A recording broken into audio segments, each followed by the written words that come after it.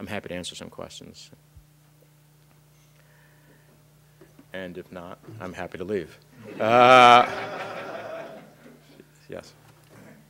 Republicans would say that they love Latinos. What they don't like is the ones that are here illegally. They make that distinction often.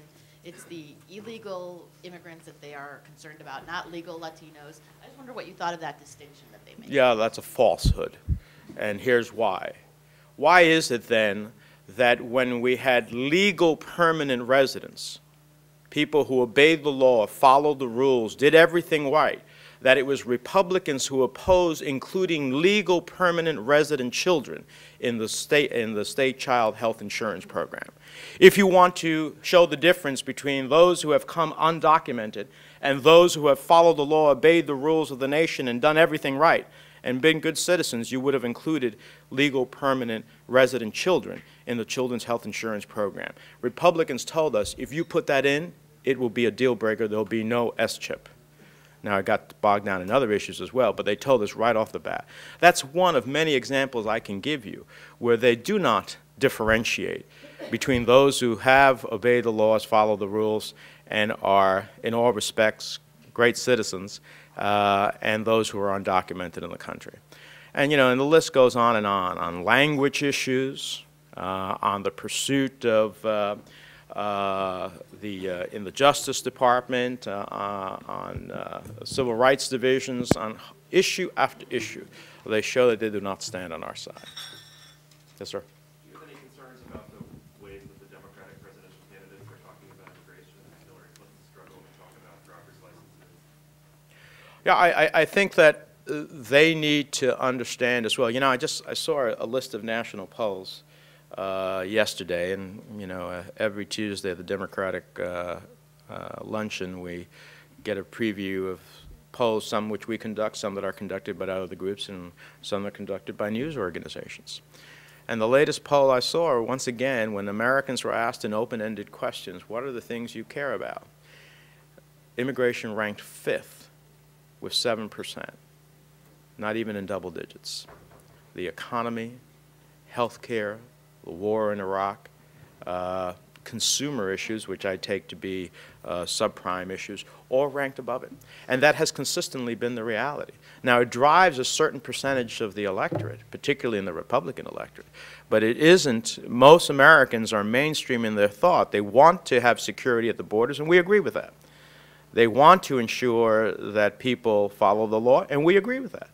But they also understand that a pathway to earn legalization in which you have to go through a series of hurdles before you achieve that is a right and appropriate way to reach our challenge that we have for the 12 million or so who are in the shadows and out of the light.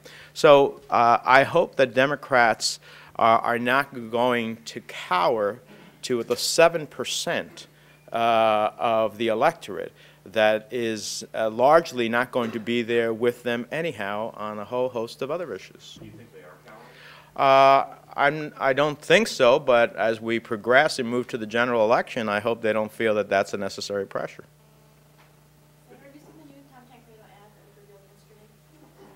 I make it my business not to look at Tom Tancredo ads. We'll be showing it a little bit. But no, I haven't seen it, but I can just imagine. Senator, I have a question about the broader Latino vote in November. Mm-hmm. Every election year, every 4 years, we talk about the increasing power of the Latino vote.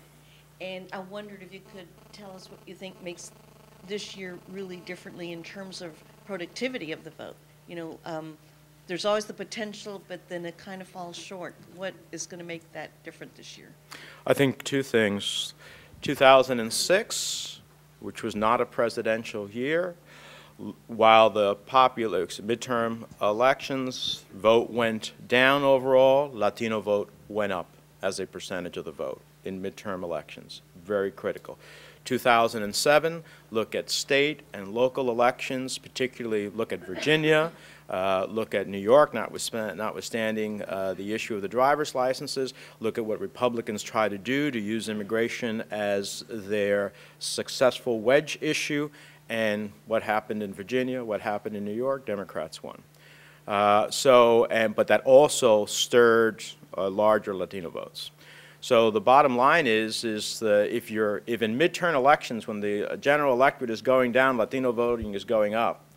If the use of immigration by Republicans virulently drives them to the polls and helps defeat them, then I can just see what 2008, when people understand the consequences of a presidential election, when they understand the desire for change passionately that most Americans have, but that Latino Americans have even more so because they have felt the scorn of this language and this messaging.